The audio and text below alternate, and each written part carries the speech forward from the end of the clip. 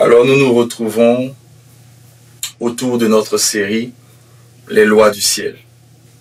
Au travers de cette série, depuis que nous avons commencé, le Seigneur nous a permis de comprendre que des lois célestes qui viennent de lui ont un pouvoir effectif et puissant sur la terre.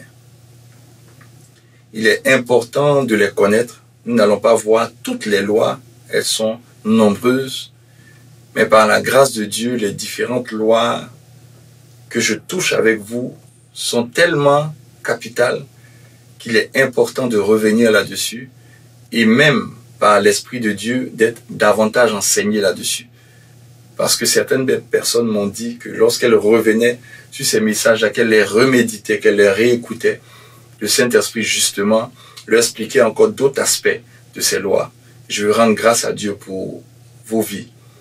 Alors nous avons vu jusqu'à présent 5 lois qui sont des lois vraiment importantes. La Bible nous dit dans le livre de Job, qui est le passage sur lequel nous nous sommes appuyés depuis le départ pour pouvoir regarder ces lois, mais comprendre exactement la pensée de Dieu.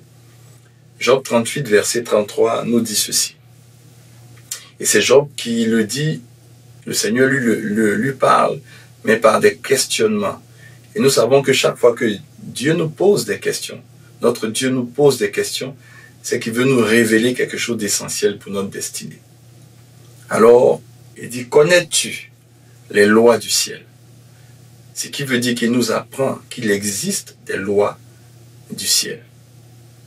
Et il continue pour dire, règles-tu leur pouvoir sur la terre?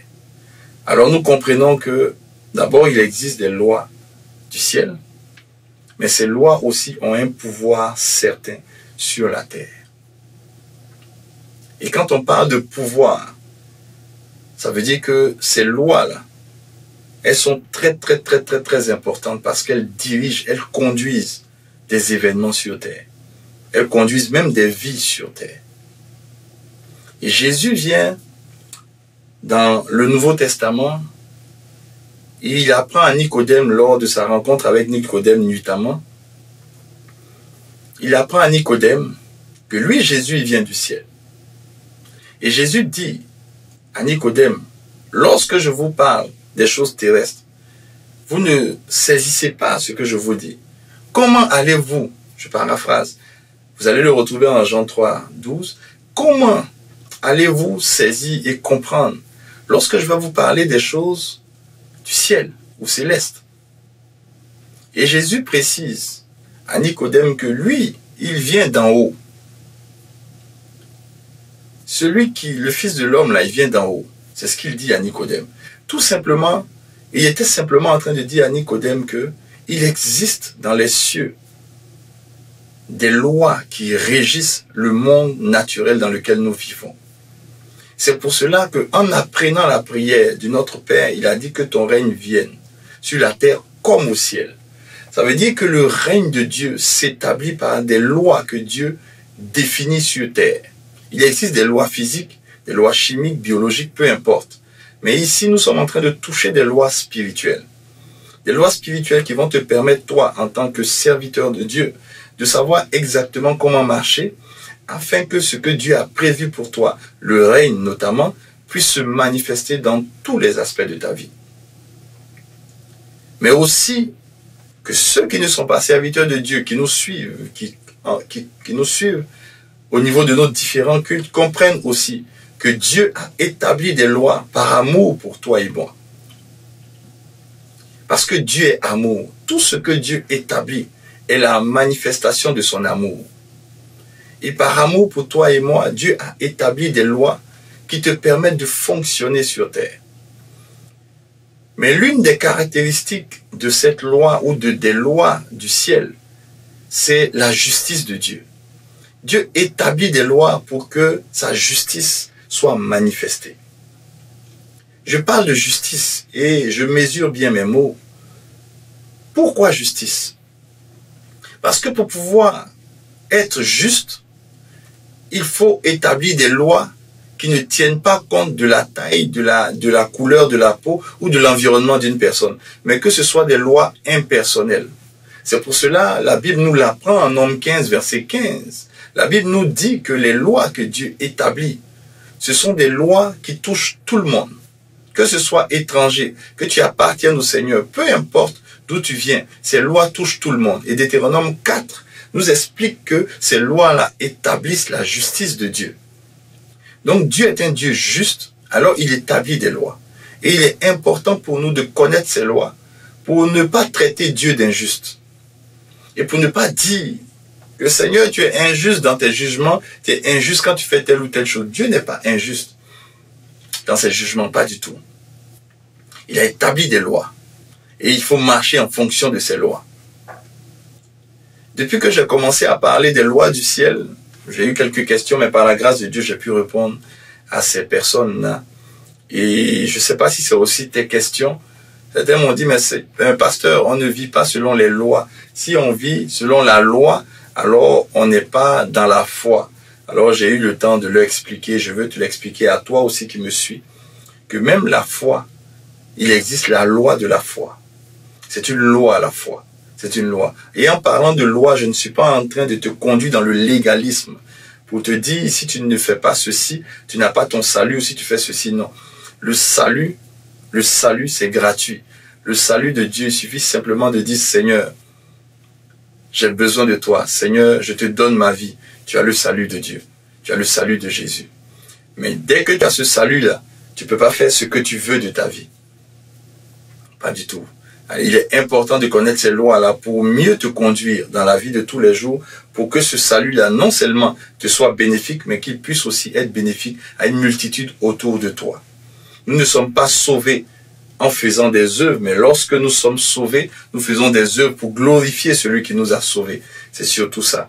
Mais les lois dont je parle, ce ne sont pas des lois qui vont te permettre d'être sauvé par des œuvres, pas du tout. Ce sont des lois qui vont te permettre de régner sur terre. Ce sont ces lois-là que je t'explique. Pour régner sur terre, il est important que tu connaisses ces lois. Alors, la loi que nous allons voir aujourd'hui, qui est la 6e loi, qui est une loi très importante. Très importante. J'ai attendu, au fur et à mesure, d'exposer plusieurs autres lois avant de parler de cette loi, qui est une loi qui est très capitale pour ta vie, pour ma vie, et pour l'environnement dans lequel tu es, et surtout, pour que l'alliance de Dieu soit manifestée dans ta vie, tu as besoin de cette loi-là. Lorsque je lisais le livre des Chroniques, au premier livre des Chroniques, au 16e chapitre, les versets 15 à 22, et 1 Chronique 16, versets 15 à 22, se répètent. Ce que nous allons lire maintenant se répète mot pour mot dans le psaume 105, versets 8 à 15. Vous qui prenez les notes, c'est important de le noter. Le 1 Chronique 16, versets 15 à 22, que nous nous apprêtons de lire maintenant, se retrouve mot pour mot dans le psaume 105, versets 8 à 15. Alors je fais la lecture du premier livre des Chroniques au 16e chapitre à partir du verset 15. C'est ce qui a attiré justement mon attention concernant cette loi-là que je vais vous expliquer, qui est une loi importante. Le dimanche dernier, nous avons vu la loi du centuple. Et je bénis le Seigneur pour ce que tu as saisi, cette loi, et que dans ta vie de tous les jours, Dieu va manifester le centuple. Tout ce que tes mains vont toucher, vont produire, parce que tu es au service de ton Dieu, parce que tu as la fibre apostolique en toi, parce que tu es prêt, peu importe l'environnement où Dieu t'envoie, à y aller, pour que sa gloire puisse se manifester et pour que des âmes puissent être touchées. Alors, la loi du centuple, parce que tu as saisi cette loi, tu vas la voir se manifester dans tous les aspects de ta vie. En lisant 1 Chronique 16, que je lis maintenant, la Bible dit, et c'est au travers de ce passage-là que ça fait comme un déclic dans mon esprit, et le Seigneur, petit à petit, a commencé à me révéler cette loi-là dans sa profondeur. Il dit au verset 15, « Rappelez-vous à toujours son alliance. » Et il dit ses promesses pour combien de générations? Pour 1000 générations. Donc Dieu se rappelle de son alliance et de ses promesses. Mais pour combien de générations? 1000 générations. Waouh, c'est exceptionnel. On a un Dieu merveilleux qui peut se rappeler d'une alliance jusqu'à 1000 générations. Les amis, 1000 générations, c'est vraiment 1000 générations. C'est tellement long dans le temps. C'est très long dans le temps. Mais Dieu se rappelle de ses promesses et de son alliance jusqu'à 1000 générations. Et au verset 16, il dit ceci. L'alliance qu'il a traitée avec Abraham et le serment qu'il a fait avec Isaac. Au verset 17, il dit, il l'a érigé pour Jacob en loi. C'est ça qui nous intéresse. C'est-à-dire que pour que Dieu se souvienne de son alliance jusqu'à la 1000e génération, il a établi une loi qui lui permet justement de se souvenir de son alliance. Et c'est cette loi que nous allons voir.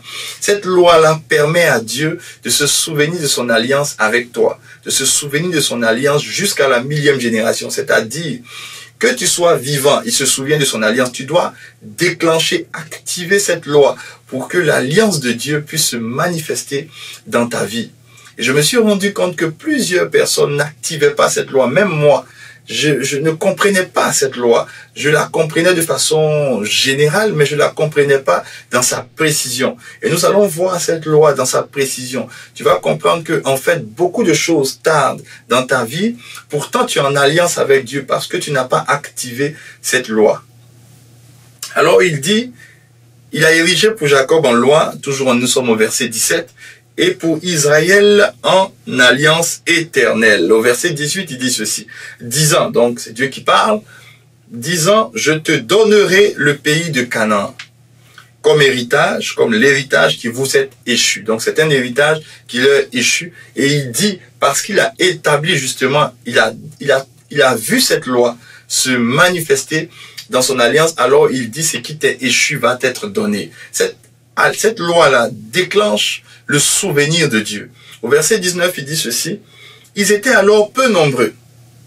Très peu nombreux. Il précise, il insiste sur le peu nombreux. Et il dit encore très peu nombreux. Donc, c'était pas à cause de leur multitude que Dieu a été fidèle à son alliance. C'était pas à cause de leur nombre que Dieu a agi en leur faveur.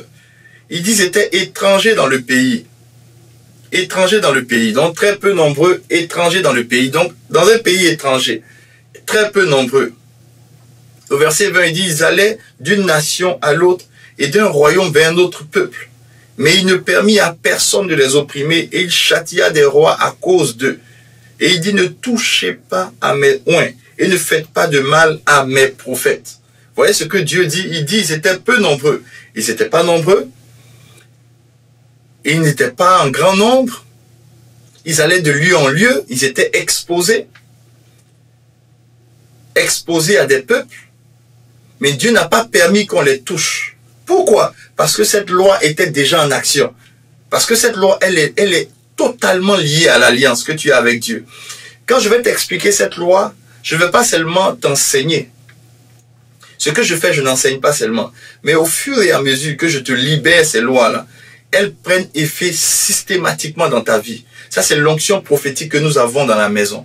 Chaque fois que nous prêchons un message, l'onction prophétique de la maison fait que automatiquement le message devient palpable dans ta vie. Si tu saisis le message, bien entendu, je déclare que cette loi que j'explique va activer l'alliance de Dieu pour ta destinée, va aussi te protéger, parce que c'est une loi qui te protège, c'est une loi qui combat pour toi, c'est une loi qui te donne ce que Dieu a réservé, ce qui t'est échu. Tout ce que Dieu a préparé pour toi te sera donné. Et ce peuple-là, malgré leur petit nom, malgré leur faiblesse, malgré le fait qu'ils soient exposés, Dieu n'a pas permis qu'ils soient touchés. Pourquoi? Parce que dans cette promesse que Dieu leur a donnée, cette promesse-là qui va jusqu'à la 1000e génération, dans cette promesse-là, Dieu a érigé une loi qui est protectrice, une loi de souvenir, une loi qui leur permet de saisir ce qui est à eux. Et la Bible nous dit dans le 9e chapitre du livre de Deutéronome, à partir du verset 5 jusqu'au verset 6, la Bible nous explique que ce peuple dont je te parle, la Bible dit que non, ce n'est point à cause de ta justice et de la droiture de ton cœur. C'est 1 Chronique 16 et Deutéronome 9 qui ont ouvert mes yeux sur cette loi-là. Dieu dit qu'il se souvient de sa promesse jusqu'à la 1000e génération. Il prend un peuple fragile, un peuple qui est tout petit devant de nombreux peuples. devant des civilisations. Mais ce peuple-là continue toujours de vivre. Ce peuple-là continue toujours de prospérer. Ce peuple-là continue toujours d'être une lumière. Pourquoi? Parce qu'il y a quelque chose qui est attaché à l'alliance que Dieu a avec eux, qui fait que Dieu tient cette alliance jusqu'à la 1000e génération. Et ce quelque chose-là, c'est une loi céleste, mais qui s'applique, qui a un pouvoir extraordinaire sur terre. Et cette loi-là, elle est aussi ta loi. Tu dois la déclencher, parce que Dieu aussi t'appelle Israël, parce que Dieu t'a choisi, parce que Dieu t'a fait des promesses. Cette loi doit se manifester dans ta vie. Et Deutéronome 9 nous explique que ce peuple n'était pas juste du tout. Il n'était pas droit de cœur. Il dit, ce n'est pas à cause de ta droiture, ni à cause de ta justice que tu entres en possession de leur pays, mais c'est à cause de la méchanceté de ces nations que l'Éternel, ton Dieu, les chasse devant toi. Et il continue pour dire, et c'est pour confirmer la parole que l'Éternel a juré à qui? À tes pères. Je veux que tu retiennes jurer. Retiens jurer. L'Éternel a juré. Retiens bien jurer. Plus loin, tu vas comprendre que l'Éternel jure sur la base de quelque chose, sur la loi dont je te parle. Alors l'Éternel a juré à tes pères. Ce n'est pas à cause de ta justice. L'alliance que tu as avec Dieu, ce que Dieu va faire dans ta vie, les bénédictions qui ont été libérées cette année-là, la double faveur, la double rémunération, le double honneur, tout ce qui va doubler dans ta vie, la manifestation de cette bénédiction ne dépend pas de ta justice, ne dépend pas de ton cœur, parce que Dieu dit qu'il n'a pas regardé à ton cœur.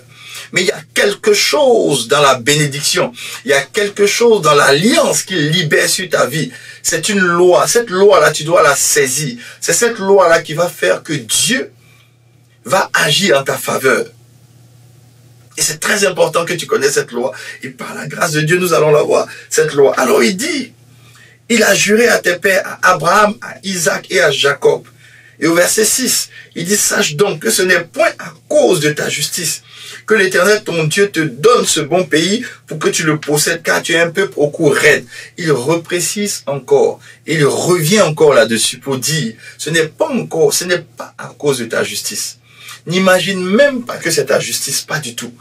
Mais le Seigneur te le donne, non pas à cause de ta justice, mais parce qu'il a juré.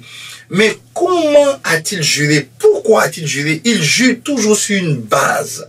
Et c'est cette loi que nous allons voir, qui est la 6e loi. La 6e loi. Et nous retrouvons cette loi qui parle de la 1000e génération. Se souvenir jusqu'à la 1000e génération. Agir jusqu'à la 1000e génération. Jurer et agir jusqu'à la 1000e génération. Que la promesse aille jusqu'à la 1000e génération. Nous la trouvons, cette loi, en Exode 20, versets 5 à 6. La loi que nous allons voir aujourd'hui et que le Seigneur m'a permis de découvrir par son esprit et qui m'a enseigné longuement là-dessus. C'est une loi puissante, c'est la loi de la miséricorde. La loi de la miséricorde. Et lisons ensemble Exode 20, versets 5 à 6. La loi de la miséricorde. La loi de la miséricorde. Il dit au verset 5, il dit, de Exode 20, tu ne te prosterneras point devant elles, tu ne les serviras point, car moi, l'Éternel ton Dieu, je suis un Dieu jaloux. Et il continue pour dire, il dit, je suis un Dieu jaloux qui punit l'iniquité des pères sur les enfants jusqu'à la 3e et la 4e génération de ceux qui me haïssent. Donc il dit, il punit jusqu'à la 4e génération. Suivez-moi très bien. Il punit jusqu'à la 4e génération. Ensuite, il dit au verset 6, et nous le suivons très bien. Au verset 6, voici ce qu'il dit. Il dit, et qui fait miséricorde jusqu'en 1000 générations. Vous pouvez imaginer, il dit qu'il se souvient de ses promesses. Vous vous souvenez qu'on a lu le livre de Chroniques. Il se souvient de ses promesses jusqu'à quoi? 1000 générations. Son alliance tient jusqu'à 1000 générations. Et il dit que dans cette alliance, dans le souvenir, il y a une loi. Et il nous explique maintenant en Exode 20, c'est quoi cette loi? Il dit S'il se souvient de son alliance jusqu'à 1000 générations, il le fait à cause d'une seule chose, sa miséricorde. Pourquoi il dit qu'il fait miséricorde jusqu'à 1000 générations? Parce que de génération en génération, il peut y avoir des personnes qui ne vont pas suivre ce qu'il dit. Tu n'es pas parfait. Aucun homme n'est parfait. Même si aujourd'hui Dieu fait une alliance avec toi, demain ton cœur peut faire quelque chose qui ne va pas plaire à Dieu.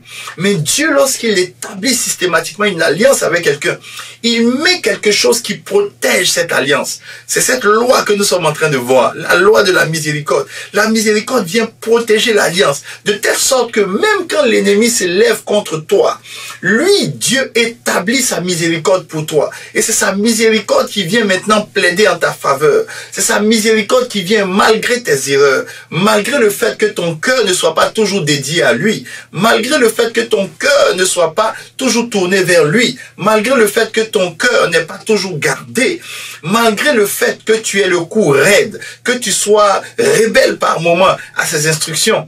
Parce que personne ne peut dire qu'il écoute la voix de Dieu tous les jours. Il y a des moments où tu fais selon ta chair, mais Dieu dit pour te protéger, pour veiller sur toi, il y a quelque chose qu'il met comme, qu'il établit comme bouclier, qui protège cette alliance qu'il a avec toi, qui fait que cette alliance peut aller jusqu'à 1000 générations. Parce que s'il ne mettait pas ça, l'alliance n'allait même pas te dépasser. Écoute, il a fait une alliance avec David. Lorsque Salomon est venu, Salomon a vécu mal vers la fin de sa vie. L'alliance a toujours continué. Les enfants de Salomon ont aussi vécu mal. L'alliance a toujours continué. Si Dieu voulait simplement regarder à l'homme qu'il a qualifié, c'est-à-dire David, l'alliance n'allait plus continuer après David. Mais il a fait de telle sorte qu'il y ait un bouclier sur cette alliance, qui est la loi de la miséricorde. C'est la miséricorde qui fait que Dieu se souvient de son alliance jusqu'à 1000 générations. La loi de la miséricorde jusqu'à 1000 générations. 1000 générations. Deutéronome 7, verset 9. Regardez ce qu'il dit. Il dit, sache donc que c'est l'Éternel ton Dieu qui est Dieu. Ce Dieu fidèle. Il est fidèle. Pourquoi il est fidèle? Parce qu'il garde son alliance et sa miséricorde. Il n'y a pas d'alliance sans miséricorde. Si tu es en alliance avec Dieu, sache que Dieu a lié cette alliance avec la miséricorde. Et le Seigneur a ouvert mes yeux sur la miséricorde. Dès le mercredi prochain, on va commencer à rentrer dans le mercredi des guérisons sur un type de prière, un type de guérison. En fait, le Seigneur m'oriente sur le rachat. Le rachat. On va prier pour le rachat. Tout ce que des problèmes familiaux, des problèmes héréditaires, tout ce qui existe contre des personnes, qui empêche des personnes d'avoir des enfants, qui empêche des maladies qui perdurent, des situations qui perdurent, des malédictions qui perdurent, tout cela, on va rentrer dans le rachat. Je vais enseigner et je vais te conduire dans un type de prière. Nous allons invoquer la miséricorde de Dieu. Les amis, la miséricorde, c'est une arme puissante.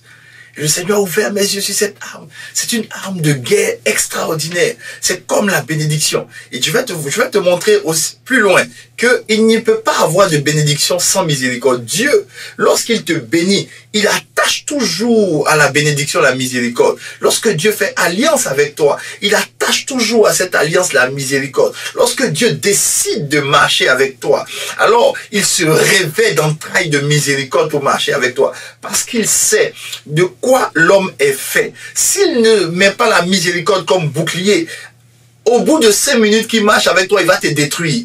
Mais malgré cela, il est avec toi. Malgré cela, Jésus vit en toi. Et j'ai compris au travers de ces révélations que Dieu m'a données, je ne vais pas tout expliquer aujourd'hui, mais je vais te toucher des aspects aujourd'hui. Mais j'ai compris en fait que le fait que Christ vive en nous, il le fait parce que il est recouvert de miséricorde. C'est pour ça qu'il vit en nous.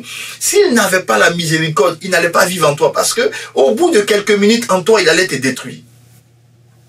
Il allait te détruire. Et il dit en Deutéronome, il dit, 7 verset 9, il dit, son alliance et sa miséricorde jusqu'à la 1000e génération. Il ne peut pas avoir d'alliance sans miséricorde. Pas du tout.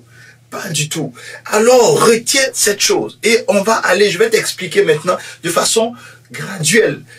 Quelle est la puissance de cette loi? Et après, vers la fin, je vais t'expliquer qu'est-ce que tu dois faire pour activer la miséricorde dans certains aspects ou dans tous les aspects de ta vie. Alors, première chose, la miséricorde est la puissance de Dieu pour délivrer et conduire les pécheurs. Dieu ne peut pas délivrer sans miséricorde. Dieu ne peut pas te guider, te conduire dans ta destinée sans miséricorde. Il est important de savoir cela. Exode 15, verset 13. Il dit, par ta miséricorde, tu as conduit, tu as délivré ce peuple. Et il dit, par ta puissance, tu le diriges vers la demeure de ta sainteté. Ça veut dire quoi? Ça veut dire que la miséricorde est une puissance que Dieu utilise pour conduire son peuple, pour le délivrer. Il ne peut pas avoir de délivrance sans miséricorde. Et le Seigneur a fait tomber les écailles de mes yeux. Il a ouvert mes yeux sur cet aspect-là. Il ne peut pas avoir de délivrance sans miséricorde. La miséricorde est une puissance que Dieu utilise pour délivrer ses enfants. La miséricorde est une puissance que Dieu utilise pour conduire les pécheurs, ceux qui ne sont pas dignes. Comme toi et moi, Dieu utilise la miséricorde pour te conduire. C'est pour cela que personne ne peut faire le petit malin.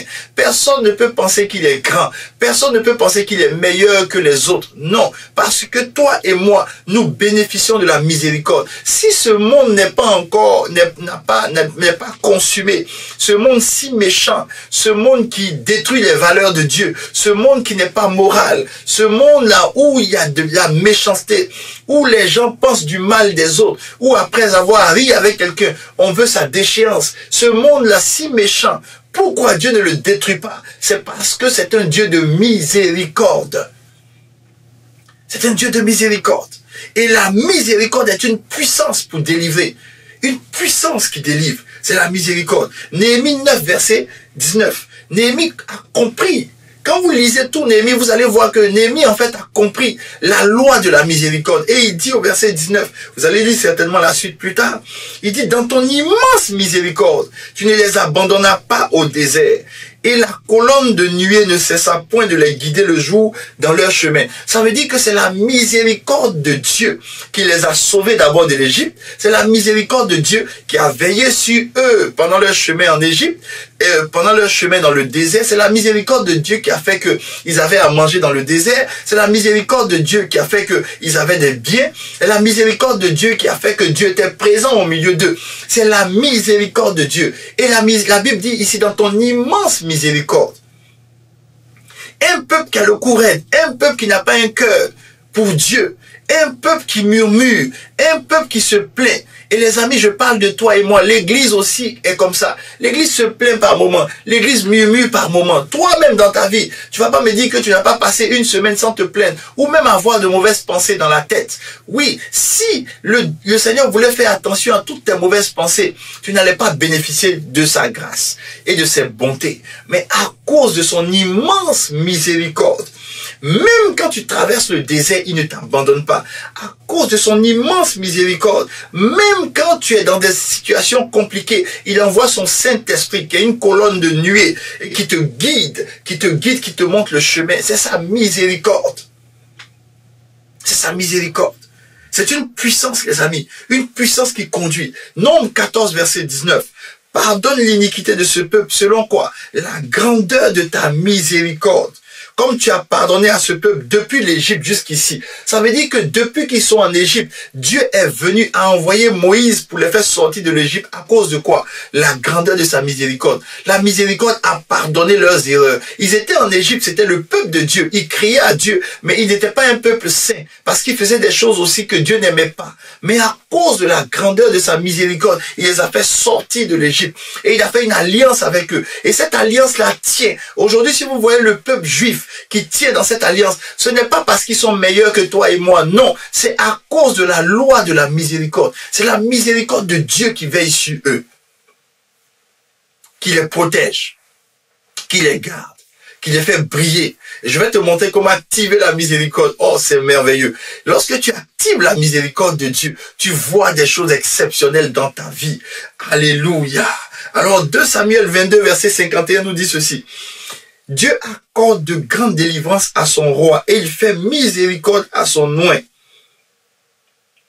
Vous voyez combien de fois la miséricorde accorde de grandes délivrances?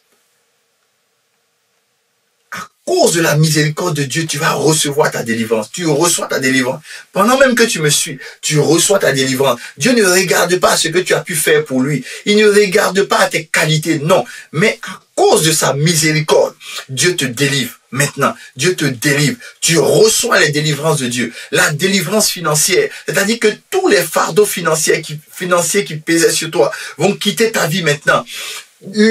Tout ce dans quoi tu vivais, tu vois, tu as critiqué des gens, tu as méprisé des gens, c'est pour ça que un jugement s'est abattu sur toi. Mais la miséricorde de Dieu maintenant vient te mettre au large, vient effacer tout ce que tu as pu faire, vient effacer toutes tes mauvaises actions, vient effacer tout ce que tu as pu vivre. La miséricorde de Dieu enlève la dépression, la miséricorde de Dieu te délivre de tes oppresseurs, la miséricorde de Dieu te met au large maintenant dans le nom de Jésus. Dans le nom de Jésus. Et il dit à David et à sa postérité pour toujours. Dieu accorde la miséricorde pour toujours, pas pour un seul jour. Ah, c'est le mystère que le Seigneur m'a permis de comprendre. La miséricorde de Dieu, ce n'est pas pour un seul jour. Elle va de génération en génération. J'ai invoqué donc, lorsque j'ai compris cela, j'ai invoqué la miséricorde de Dieu sur son église. L'église qui m'a confié ici en tant que pasteur résident, le Saint-Essai. Si tu es membre du Saint-Essai, la miséricorde de Dieu est sur cette église-là. Tout ce que tu fais, la miséricorde, elle délivre, elle va te conduire. Si tu marchais sur le mauvais chemin, la miséricorde de Dieu vient. Et Dieu se souvient de son alliance, l'alliance qu'il a pour vase d'honneur. Et il vient te conduire dans le chemin de sa sainteté, dans le chemin de sa consécration. Reçois cela dans le nom précieux de Jésus. Amen. La miséricorde aussi est une arme de guerre impitoyable. Impitoyable, c'est une arme de guerre exceptionnelle. Exceptionnelle. Exceptionnel. Alors, sois attentif à cette révélation, c'est très important. Ça va te permettre de comprendre ce que la miséricorde représente. La miséricorde, c'est une arme de guerre puissante. C'est pour cela que Jésus dit, je prends plaisir à la miséricorde. Si Dieu ne prenait pas plaisir à la miséricorde, aucun homme n'allait subsister devant lui. Aucun homme n'allait tenir devant lui. Mais la miséricorde est aussi une arme de guerre. Et dans les derniers temps dans lesquels nous sommes, l'atmosphère n'est pas bonne. Il y a des maladies par là, il y a ceci par là, il y a cela par là. Tu as besoin de cette arme qui est la miséricorde pour que Dieu te mette au large. Tu as besoin de la miséricorde. C'est une arme de guerre impitoyable. Et nous allons revenir dans le livre des Chroniques, dans le deuxième livre des Chroniques, et nous allons prendre le chapitre 20, à partir du verset 21 jusqu'au verset 22. Je vais t'expliquer une vérité spirituelle. La Bible dit, puis, d'accord avec le peuple, il nomma des chantres qui, revêtus d'ornements sacrés et marchant devant l'armée, célébraient l'Éternel et disaient, louez l'Éternel, car sa miséricorde dure à toujours. Louez l'Éternel, car sa miséricorde dure à toujours. Donc, retenez bien ceci. Des chantres ont été nommés, ont été revêtus d'ornements sacrés. Ils marchaient devant l'armée. Donc, devant l'armée, ils marchaient. Et ces chantres-là, ils marchaient devant l'armée. La Bible dit, ils disaient. Donc, ils ne disaient pas n'importe quoi. Je vous ai appris la loi de la langue. Ils disaient. Donc, ce qu'ils disaient était très important. C'est pour ça qu'ils ont été nommés chantres et ils ont été préparés pour cela. Donc, ils sont devant l'armée.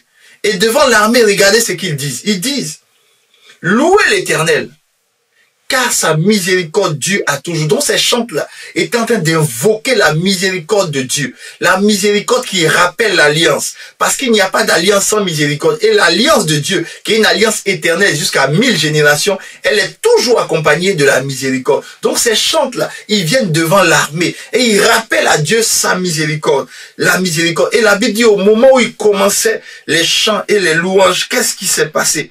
L'Éternel a placé une embuscade contre les fils d'Amnon et ils furent battus. Vous allez lire la suite. Il y a eu une embuscade que Dieu a placée. Pourquoi? Parce que ces chants ont rappelé à Dieu quoi? Sa miséricorde. Les amis, la miséricorde, c'est une arme de guerre. Lorsque tu es en guerre, rappelle à Dieu sa miséricorde en ton encontre. Rappelle à Dieu sa miséricorde. Si Jésus a donné sa vie pour toi, c'est pour que tu puisses bénéficier de la miséricorde de Dieu. C'est quelque chose que j'ai compris.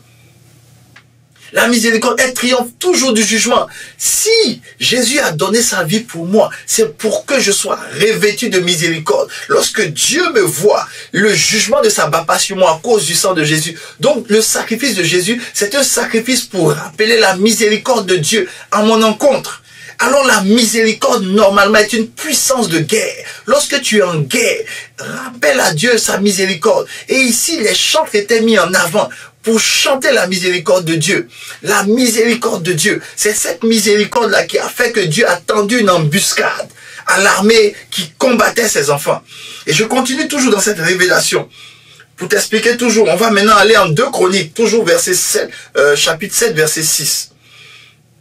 La Bible dit, les sacrificateurs se tenaient à leur poste. Je t'explique combien de fois la miséricorde est une arme de guerre impitoyable et redoutable. Les sacrificateurs se tenaient à leur poste et les Lévites aussi, avec les instruments faits en l'honneur de l'Éternel par le roi David pour le chant des louanges de l'Éternel. Lorsque David les chargea de célébrer l'Éternel en disant, donc David les charge de célébrer l'Éternel en disant, car sa miséricorde dure à toujours. Et dès qu'il est dit car sa miséricorde dure à toujours, regardez ce que les sacrificateurs faisaient, ils sonnaient des trompettes vis-à-vis d'eux. Donc retenez bien ceci, dans cette révélation que je vous explique. Les chantres, dès qu'ils chantent, en chantant la miséricorde de Dieu, Dieu agit. Maintenant, Dieu, qu'est-ce qu'il fait? Il explique aussi qu'il y a une autre dimension de la miséricorde. C'est que lorsque les chantres chantent, les sacrificateurs vis-à-vis des chantres doivent sonner la trompette. Quand ils sonnent la trompette, sonner la trompette rappelle la miséricorde de Dieu. Et aussitôt Dieu vient agir. Donc retenez bien ceci. Sonner la trompette veut dire rappeler la miséricorde de Dieu. Je vous demande de retenir ceci parce que nous allons voir à quel moment la trompette a été sonnée et quel exploit Dieu a fait à cause de sa miséricorde. Donc vous retenez, sonner la trompette, c'est activer la miséricorde de Dieu. Alors maintenant, nous allons retourner dans le livre de Josué. Un épisode de la vie d'Israël où Dieu vient agir pour son peuple et fait tomber la muraille de Jéricho. Dieu donne des consignes particulières à son fils Josué. Il dit à Josué de faire le tour de la ville 7 fois. Et le 7e jour, de faire 7 fois le tour. Mais il lui donne des consignes particulières. Il lui dit que personne ne parle. Pourquoi il ne veut pas qu'il parle? Parce que c'est des pécheurs. Pour que la miséricorde de Dieu puisse agir, ne parlez pas trop. Parce que ce sont des pécheurs. Ils vont parler, ils vont pécher encore. Ils n'ont qu'à se taire. Qu'ils se taisent. Donc ils se sont tus. Mais il y avait quelque chose que souvent beaucoup de personnes ne font pas attention. Les gens pensent qu'il y avait un silence tous les 7 jours. Non, il n'y avait pas de silence. Ils se sont tus, ils ne parlaient pas, mais il n'y avait pas un silence. Il y avait quelque chose qui devait rappeler la miséricorde de Dieu. Et en 2 Chroniques 7, je vous ai expliqué ici que le chant rappelle la miséricorde de Dieu, mais il y a aussi quoi? Le son de la trompette qui rappelle la miséricorde de Dieu. Alors, nous sommes en Josué 6, et nous sommes dans les versets 3 à 4. Il dit, faites le tour de la ville, vous, tous les hommes de guerre, faites une fois le tour de la ville. Tu feras ainsi pendant 6 jours. Donc pendant 6 jours, ils vont faire le tour de la ville. Au verset 4, il dit, 7 sacrificateurs porteront l'arche, 7 trompettes retentissantes. Devant l'arche, 7 trompettes retentissantes. Ça veut dire qu'ils vont porter, 7 sacrificateurs porteront devant l'arche 7 trompettes retentissantes. Ça veut dire quoi? On n'a pas dit 7 trompettes, on dit 7 trompettes retentissantes. Ça veut dire qu'ils devaient sonner la trompette. Or, sonner la trompette, c'est rappeler la miséricorde de Dieu. Donc, il portait devant l'arche des trompettes retentissantes. Et il dit le 7e jour, vous ferez 7 fois le tour de la ville, les sacrificateurs sonneront des trompettes. Quand on lit ça, on a l'impression que les sacrificateurs sonnent la trompette que seulement le 7e jour. Mais non, on va aller encore plus loin pour mieux lire. Allons maintenant au verset 8. Josué maintenant explique ce qu'ils vont faire maintenant avant de commencer à le faire. Il dit, lorsque Josué eut parlé au peuple, les 7 sacrificateurs qui portaient devant l'Éternel les 7 trompettes retentissantes se mirent en marche et sonnaient des trompettes. Ça veut dire que tous les jours, ils sonnaient des trompettes. Tous les jours. Chaque jour, il y avait des trompettes. Donc, chaque jour, ils rappelaient à Dieu, ta miséricorde dure à toujours. Ta miséricorde dure à toujours. Ta miséricorde dure à toujours. Et Dieu, maintenant, le Dieu qui se souvient de sa miséricorde, parce que la miséricorde est liée à son alliance. Dieu descend et il fait tomber les murailles de Jéricho. Les murailles de Jéricho ne sont pas tombées à cause du cœur du peuple d'Israël qui a marché autour. Non, les murailles de Jéricho sont tombées à cause de la miséricorde de Dieu. Les amis, c'est une arme puissante. Et Dieu m'a expliqué cette arme. Il m'a dit, lorsque le monde va mal, vous avez besoin de ma miséricorde. Autant vous avez besoin de la bénédiction. La bénédiction, c'est aussi la miséricorde de Dieu sur nos vies. C'est la miséricorde de Dieu qui va faire que même quand tout va mal autour de toi, toi, tu seras épargné. C'est la miséricorde de Dieu qui fera que s'il n'y a pas d'emploi, toi, tu auras un emploi. C'est la miséricorde de Dieu qui fera que devant des murs de Jéricho, les murs vont tomber pour que toi, tu puisses saisir ton héritage. C'est la miséricorde de Dieu qui va te donner d'être dans des environnements et de voir la main de Dieu en ta faveur. C'est la miséricorde de Dieu qui va faire que dans ce pays si hostile, ce pays où il y a des maladies bizarres, toi, tes enfants ne tomberont pas malades. Toi-même, tu ne tomberas pas malade. Il n'y aura pas d'hostilité pour toi. Quand on va entendre ton nom, les portes vont s'ouvrir à cause de la miséricorde de Dieu. C'est la miséricorde de Dieu qui va faire que tu auras la délivrance. Malgré le fait qu'il y ait une malédiction héréditaire sur ta famille, à cause de la miséricorde de Dieu, toi tu seras épargné. C'est la miséricorde de Dieu qui va faire que Dieu va te donner les enfants que Dieu a prévu de te donner, même si tout te combattait. C'est la miséricorde de Dieu. C'est la miséricorde de Dieu qui va combattre pour toi. La miséricorde de Dieu. Retiens que Dieu ne fait jamais alliance sans la miséricorde. Jamais il ne fait d'alliance sans la miséricorde. Au début du message, je t'ai dit de retenir jurer. Quand nous avons vu en 1 Chronique 16, il dit il a juré. Il a juré qu'il allait tenir sa parole, tenir ses promesses. Il a juré. Je t'ai dit de retenir jurer. Deutéronome 7, verset 12, nous reparle de ce juré-là. Il dit, si vous écoutez ces ordonnances, si vous les observez, les mettez en pratique, l'Éternel, ton Dieu, gardera envers toi l'alliance et la miséricorde qu'il a fait quoi? Qu'il a juré à tes pères. Il t'a juré miséricorde. Depuis que Jésus a donné sa vie sur la croix et que son sang a coulé pour moi, il a fait une alliance avec moi qu'il a acceptée. L'alliance d'être toujours à mes côtés. L'alliance que son Saint-Esprit sera avec moi. L'alliance de la miséricorde, il me l'a juré. C'est pour cela que peu importe l'environnement où je suis, sa miséricorde agit en ma faveur. Elle agit en ma faveur. Sans la miséricorde, il n'y a aussi pas de bénédiction. Retiens-le, sans la miséricorde, il n'y a pas de bénédiction. Psaume 24, verset 5. Il obtiendra la bénédiction de l'Éternel, la miséricorde du Dieu de son salut. Regardez bien, la Bible dit il va obtenir la bénédiction de l'Éternel et il dit la miséricorde. Ça veut dire que la bénédiction est liée à la miséricorde. Dieu ne peut pas te bénir sans qu'il y ait miséricorde. Dieu ne peut pas te bénir sans qu'il y ait miséricorde. Et depuis le début de l'année, le Seigneur a touché le pasteur Sandro pour que dans ces temps difficiles, il prophétise la bénédiction. La bénédiction qui est aussi une arme de guerre.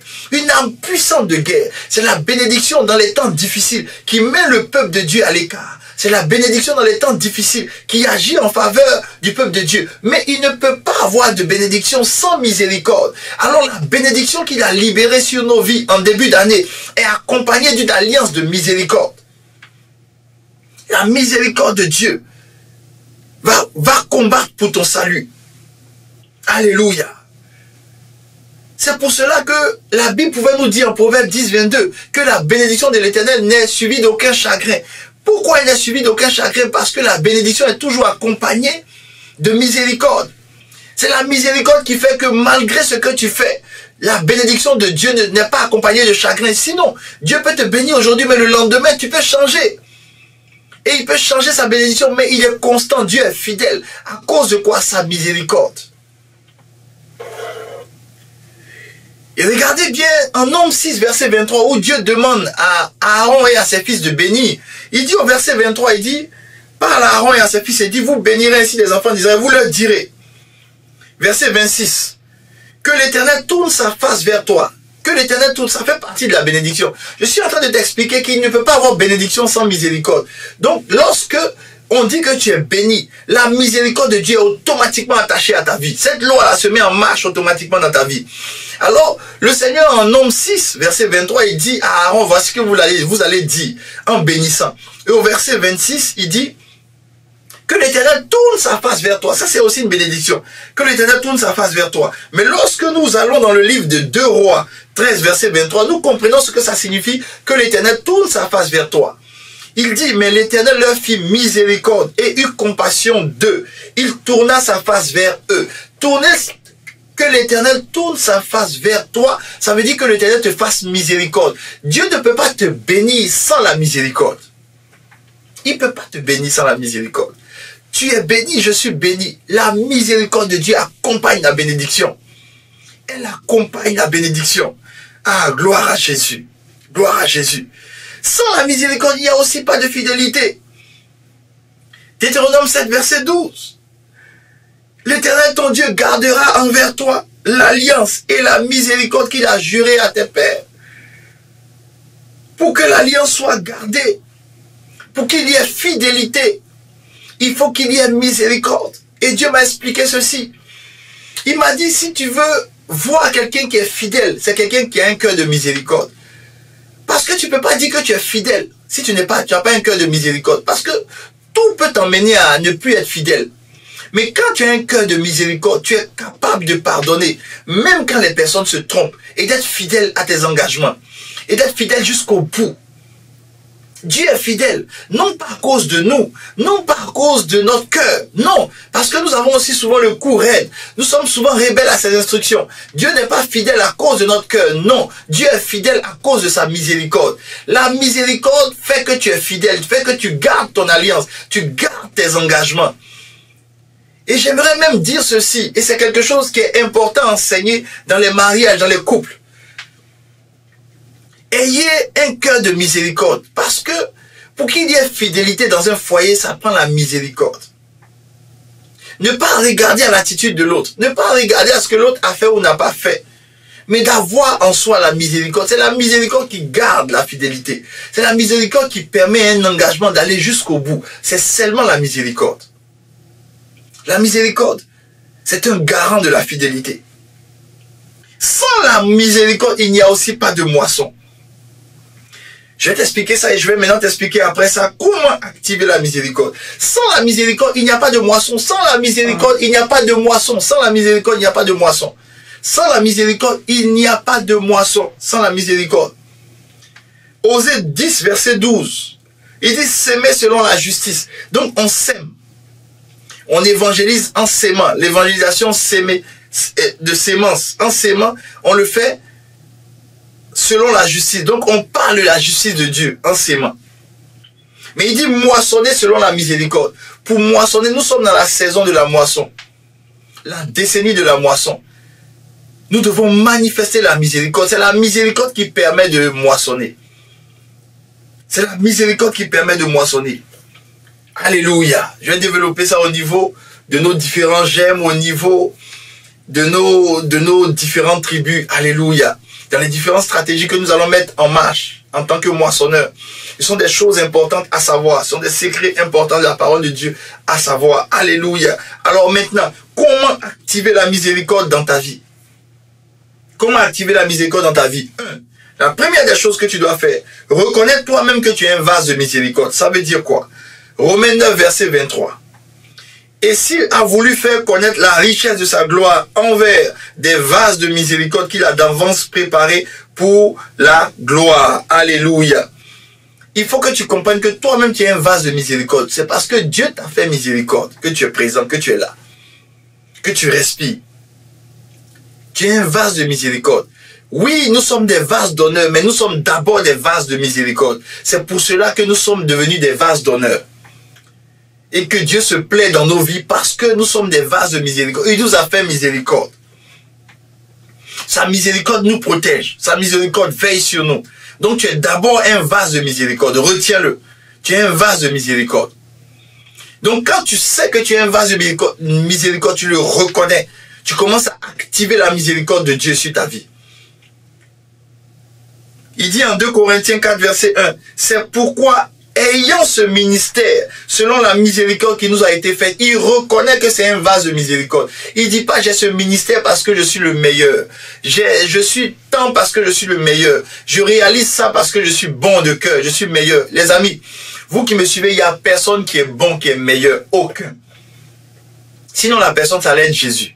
Il n'y a personne. Et j'aime souvent, ça me touche tellement souvent quand le pasteur Sanogo, qui est un pasteur exceptionnel. Exceptionnel. Dieu lui a donné un cœur de berger, mais lui-même, il ouvre sa bouche, il dit à ceux qui l'écoutent, qui n'est pas meilleur qu'eux, que lui aussi, c'est un pécheur. Lui aussi, son cœur est tortueux par moments. Donc, toi qui m'écoutes, ne pense même pas que tu es meilleur. Voilà, ne pense même pas que tu es meilleur. Tu as aussi ton cœur tortueux. Si Dieu nous ouvre ton cœur, nous montre ce qui est dans ton cœur, on va avoir peur. Il n'y a pas quelqu'un qui est meilleur. La Bible dit que tous ont péché. Donc, personne ne peut me dire que quelqu'un est meilleur. Ce n'est pas un pécheur. Tous ont péché. Tous ont le cœur, avaient le cœur de pierre. Tous. Et l'apôtre Paul ici, il dit, ayant ce ministère selon la miséricorde. Donc, il dit, il a un ministère. Il exerce son ministère pour Dieu à cause de la miséricorde de Dieu. Si je suis pasteur, c'est à cause de la miséricorde de Dieu. Si tu es pasteur, c'est à cause de la miséricorde de Dieu. Si tu sers dans la maison de Dieu, c'est à cause de la miséricorde de Dieu. Si tu as cette femme, cet homme, c'est à cause de la miséricorde de Dieu. Si tu es là où tu es, c'est à cause de la miséricorde de Dieu. Donc reconnais que toi-même, tu es un vase de miséricorde. Tu es un vase de miséricorde. 1 Corinthiens 7, verset 25, il dit, pour ce qui est des vierges, je n'ai point d'ordre du Seigneur, mais je donne un avis, comme ayant reçu du Seigneur miséricorde pour être fidèle. On est fidèle à cause de la miséricorde de Dieu. Et ici, il parle de certaines vierges. Il y a des personnes, elles se sont préservées jusqu'à avant le mariage. Vous n'êtes pas, c'est pas par votre force, c'est par la miséricorde de Dieu qu'en ce moment vous êtes vierge, vous êtes préservés. C'est la miséricorde de Dieu. Ce n'est pas votre intelligence, ce n'est même pas votre connaissance biblique. Ce n'est même pas vos acquis bibliques. Non, c'est à cause de la miséricorde de Dieu. Si votre foyer est préservé, c'est pas parce que vous êtes meilleur, c'est la miséricorde de Dieu. Si vos affaires marchent, c'est pas parce que vous êtes meilleur, c'est la miséricorde de Dieu. Tout ce qui se passe dans votre vie, où vous êtes protégé, ce n'est pas parce que vous êtes mieux que quiconque. C'est la miséricorde de Dieu. Donc reconnaissez que vous êtes aussi des vases de miséricorde. Première des choses, comment activer la miséricorde? Première des choses, tu reconnais que tu es un vase de miséricorde. Moi, je viens devant Dieu, j'ai reconnu, j'ai dit, Seigneur, je suis un vase de miséricorde. Tout ce qui est dans ce vase vient de ta miséricorde. Mon travail qui est dans ce vase vient de ta miséricorde. Le ministère que je fais vient de ta miséricorde qui est dans ce vase. Mon foyer qui est dans ce vase vient de ta miséricorde. Mes enfants même qui sont dans ce vase viennent de ta miséricorde. Les amis, les frères et sœurs, l'église que je fréquente vient de ta miséricorde. Tout est ta miséricorde. Et ta miséricorde, heureusement, elle va de génération en génération, elle dure toujours. Ah, elle me protège, Seigneur. Merci pour ta miséricorde. Je suis un vase de miséricorde. Un vase d'honneur, mais aussi un vase de miséricorde. Et deuxièmement, tu dois savoir que la miséricorde n'est pas innée, elle s'apprend. Je répète, la miséricorde n'est pas innée, elle s'apprend. Matthieu 9, verset 13. Allez, Jésus qui dit, allez, et apprenez ce que signifie, je prends plaisir à la miséricorde. Il dit, vous devez apprendre que prendre plaisir à la miséricorde, ça s'apprend. Il dit, allez et apprenez ce que ça signifie. Comment ça se manifeste dans la vie de tous les jours. Elle ne se manifeste pas comme ça, on doit apprendre cela. Il dit, je prends plaisir à la miséricorde et non au sacrifice, car je ne suis pas venu appeler des justes, mais des pécheurs. Tu dois apprendre que la miséricorde n'est pas innée. Elle n'est pas innée, tu es né dans le péché. Ça, c'est ce qui est inné, le péché. Tu n'es pas né juste, tu es né pécheur. Peu importe les qualités qu'on te trouve, frère ou sœur, peu importe les qualités qu'on te trouve, pasteur, prophétesse, évangéliste, apôtre, docteur, peu importe les qualités qu'on te trouve, tu es né pécheur. Tu n'es pas juste. La miséricorde, elle n'est pas innée, elle s'apprend. Proverbe 29, 28, verset 13. Et comment elle s'apprend? Qu'est-ce que tu dois faire pour apprendre la miséricorde? La Bible dit au verset 13 de Proverbe 28, il dit, Celui qui cache sa transgression ne prospère point, mais celui qui les avoue et les délaisse obtient miséricorde. Donc, par la repentance, tu apprends la miséricorde. Tu comprends que tu n'es pas juste. Tu viens devant Dieu. Et tu avoues tes erreurs. Tu avoues tes manquements. Tu n'es pas Superman. Tu n'es pas Superwoman. Tu avoues tes transgressions. Tu les délaisses. Et en ce moment, tu obtiens la miséricorde. Dieu te donne la miséricorde. La miséricorde se manifeste. Lorsque tu viens avec sincérité devant Dieu. Seigneur, j'ai traversé la journée. Il y a des moments où je viens devant le Seigneur. Je dis, Seigneur, j'ai traversé la journée. Les gens m'ont applaudi. J'ai fait de bonnes choses. Les gens ont trouvé que j'ai fait de bonnes choses. Mais Seigneur, tu juges les cœurs. Regarde dans mon cœur. Qu'est-ce que j'ai fait qui ne t'a pas plu? Est-ce que cette bonne action que j'ai faite où j'ai été applaudi, est-ce que c'est ce que tu voulais? Et Dieu me dit, non, c'est pas ce que je voulais. Je voulais que tu fasses autre chose. Ça n'allait pas, tu n'allais pas être populaire. Mais tu as voulu être d'abord populaire. Tu as voulu d'abord que les gens te regardent bien. Et j'ai compris que Seigneur, oh, j'ai mal fait. Et j'avoue mes erreurs devant Dieu. Et en ce moment, j'obtiens la miséricorde. Qui n'est pas innée. Elle s'obtient. Elle n'est pas innée. Elle s'obtient. En avouant ses erreurs. En venant devant Dieu avec une véritable repentance. Elle s'obtient par la repentance. Et la Bible dit, tu délaisses aussi ce que tu avoues. Il faut le délaisser. Troisièmement, qu'est-ce que tu dois faire? Éloigne de toi l'idolâtrie. Éloigne de toi l'idolâtrie. Jonas 2, verset 8. Il dit ceci. Ceux qui s'attachent à de vaines idoles, éloigne de la miséricorde. Ne t'attache pas aux idoles. Si tu t'attaches aux idoles, tu vas éloigner de toi la miséricorde. Alléluia. Ta femme n'est pas ton idole. Ton mari n'est pas ton idole. Ton travail n'est pas ton idole. Ta voiture n'est pas ton idole. Tes succès ne sont pas tes idoles. L'entreprise que tu fais n'est pas ton idole. Ton église même n'est pas ton idole. La Bible n'est pas aussi ton idole. Parce qu'il y a des gens qui sont bibliolâtres.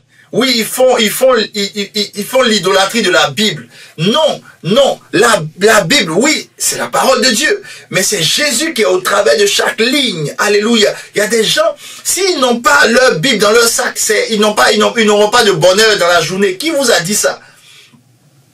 La Bible devient une idole. Non, la parole de Dieu, elle doit être écrite dans ton cœur. Si tu as oublié ta Bible, que tu t'es retrouvé au travail, c'est pas la fin du monde.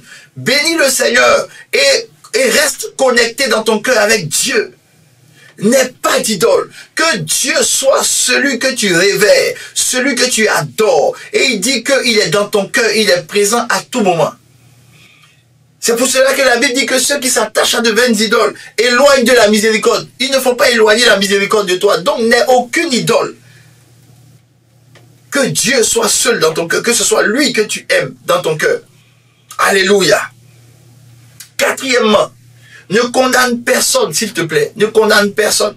Fais miséricorde à tous. Fais miséricorde à tous. Ne condamne personne. Matthieu 12, verset 7. Si vous saviez ce que signifie « je prends plaisir à la miséricorde » et non au sacrifice, vous n'auriez pas condamné des innocents. Ne condamnez personne. Ne condamnez personne. Faites miséricorde à tout le monde. Romains 11, verset 32. Faites miséricorde à tout le monde. Ne triez pas ceux à qui vous allez faire miséricorde, ceux à qui vous n'allez pas faire. Peu importe ce que la personne t'a fait, peu importe ce que la personne est, faites miséricorde aux hommes. Ne condamnez personne. Car Dieu a renfermé tous les hommes, Romains 11, verset 32, dans la désobéissance pour faire miséricorde à tous. Il n'y a pas quelqu'un sur cette terre qui n'est pas désobéissant à Dieu dans quelque chose ou dans d'autres choses. Même les pasteurs les plus chevronnés, il y a des moments où on désobéit à Dieu sans s'en rendre compte souvent. Ou même souvent on s'en rend compte mais on désobéit à Dieu. Dieu a renfermé tout le monde dans la désobéissance pour que Dieu fasse miséricorde à tous. Donc nous ne devons pas trier les personnes à qui nous allons faire miséricorde, d'autres à ne pas faire. Non, celui-là, on ne peut pas lui faire miséricorde parce que lui c'est trop. Non, on fait miséricorde à tous. Je suis en train de te dire comment tu vas activer l'alliance de miséricorde de Dieu sur ta vie. Fais miséricorde à tous, sans exception. Sans exception. Cinquièmement, plus vous exercez la miséricorde, plus votre amour grandit. Exerce davantage la miséricorde. Éphésiens 2, verset 4. Mais Dieu qui est riche en miséricorde à cause du grand amour dont il nous a aimés. Dieu est riche en miséricorde à cause du grand amour. Ça veut dire, plus tu es riche en miséricorde, l'amour que tu as pour Dieu grandit. L'amour que tu as pour les hommes grandit. Il faut que tu sois riche en miséricorde. Fais miséricorde à tout moment. Exerce la miséricorde. Aide les gens. Soutiens les gens. Aie compassion des gens. Exerce la miséricorde. C'est ainsi que Dieu va agir en ta faveur. C'est ainsi que la miséricorde de Dieu va se mettre en marche. Mais aussi, j'ai compris que plus tu es riche en miséricorde, plus l'amour que tu as pour les hommes et pour Dieu grandit davantage. 6e point. Plus vous exercez la miséricorde, plus vous devenez sage. Ah, waouh! Et ça, c'est quelque chose que j'ai découvert. Plus tu es miséricordieux, plus tu es sage. Jacques 3, verset 17 nous dit ceci. La sagesse d'en haut est premièrement pure, ensuite pacifique, modérée, conciliante, pleine de miséricorde, la sagesse d'en haut. Plus tu as de miséricorde, plus Dieu dit que tu es sage. Tu es rempli de sagesse. Et j'ai compris que la sagesse de Dieu, en fait, elle est pleine de miséricorde. Quelqu'un qui a la sagesse de Dieu, c'est quelqu'un qui est plein de miséricorde, qui sait pardonner aux gens, qui a de la compassion. Regardez Jésus, il avait de la compassion, il était rempli, il prenait plaisir à la miséricorde parce qu'il avait reçu la sagesse d'en haut. Si tu reçois la sagesse d'en haut, alors tu vas être rempli de miséricorde, de compassion, vis-à-vis de tous sans exception. Et le 7e, et pour terminer avec ceci, plus vous exercez la miséricorde, plus vous devenez comme Dieu. Oui, plus tu deviens comme ton Père Céleste, plus tu exerces la miséricorde. Il le dit en Luc 6, verset 36, il dit, « Soyez donc miséricordieux comme votre Père est miséricordieux. » Plus tu exerces la miséricorde, plus tu as le caractère de Dieu. Tu ressembles à Dieu. Les amis, la loi de la miséricorde, c'est cette loi-là qui accompagne l'alliance de Dieu. Dans tout ce que Dieu fait, il se couvre de miséricorde, d'entrailles de miséricorde. Pour que son alliance puisse perdurer de génération en génération jusqu'à la 1000e génération, il fallait qu'il associe à l'alliance la miséricorde. Pour que Dieu puisse te bénir, il fallait qu'il associe à la bénédiction la miséricorde. Pour ne pas regarder à tes erreurs, mais pour te bénir malgré tout. Tu as besoin de la miséricorde de Dieu pour sortir de l'esclavage du péché. Tu as besoin de la miséricorde de Dieu pour sortir des malédictions. Tu as besoin de la miséricorde de Dieu pour que les murs qui t'empêchaient de rentrer dans ta destinée s'effondrent devant toi. À partir de cette prédication, reçois maintenant la miséricorde de Dieu. Dieu nous a donné le pouvoir. Il dit, ceux à qui vous pardonnez, il leur sera fait ainsi. Je te pardonne toutes tes erreurs. Je déclare au nom de Jésus que Dieu te pardonne au travers de ma bouche. Reçois le pardon. Reçois aussi la miséricorde de Dieu. En ce moment là où tu es, tu reçois la miséricorde de Dieu. Elle s'attache à toi. Elle s'attache à ta famille. Elle s'attache à ta descendance. Elle s'attache à tous les aspects de ta vie. La miséricorde de Dieu va parler en ta faveur. La miséricorde de Dieu va proclamer les grâces de Dieu en ta faveur. La miséricorde de Dieu va briser toutes les chaînes en ta faveur. La miséricorde de Dieu va tendre une embuscade à tes ennemis en ta faveur. Reçois cela en ce jour, dans le nom précieux de Jésus. Et avec moi, tu dis impuissant, Amen. Amen et Amen. Et ce que je viens de déclarer est valable pour ta semaine. En fait, en même temps, parce que le temps est avancé, je déclare en même temps que tu as une semaine de miséricorde, où les choses que tu ne croyais pas avoir, Dieu te les donne. Dis impuissant, Amen avec moi. Amen. Dieu maintenant te précède et combat tes combats à cause de sa miséricorde. Sa miséricorde qui dure à toujours va se manifester durant cette semaine en ta faveur. Reçois cette bénédiction pour cette semaine et marche dans la miséricorde de Dieu, dans le nom précieux de Jésus. Amen.